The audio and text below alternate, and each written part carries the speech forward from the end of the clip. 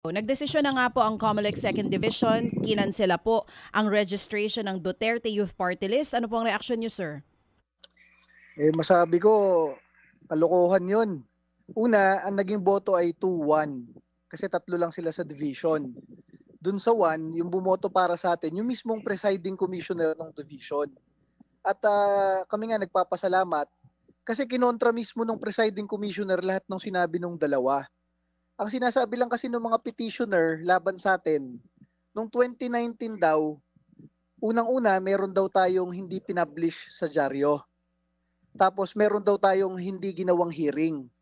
So yun yung sinasabi ng dalawang commissioner. Alam niyo yung sabi mismo ng presiding commissioner sa pagkontra niya dun sa dalawa, naka-state naman sa dissenting opinion, it is never the fault of Duterte Youth Party List. Because under the party list law, it is actually the COMELEC who is required to publish the name of Duterte Youth Party List. And kung nakalimutan ni COMELEC, hindi kasalanan ni Duterte Youth yun. Kasi lahat naman ng pinapapublish ni COMELEC sa atin, lahat yun pinablish natin. Lahat ng notice of hearing, lahat ng hearing, inatanda natin. Hindi naman kasi kaya ni Duterte Youth Party List na tayo yung pupunta sa COMELEC, magsasabi tayo na kailan po yung hearing natin, punta tayo. Ang nagyayaya mag-hearing, sila ang government office hindi naman yung petitioner dati. So tayo ay pinagtanggol mismo ng presiding commissioner.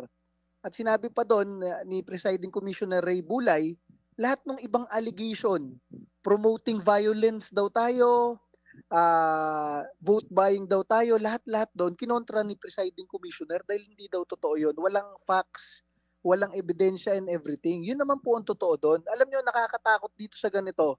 Ibinoto tayo ng 2.3 million na Pilipino.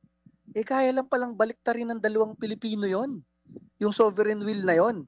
Paano na lang pagtatakbong presidente si Sara Duterte sa 2028?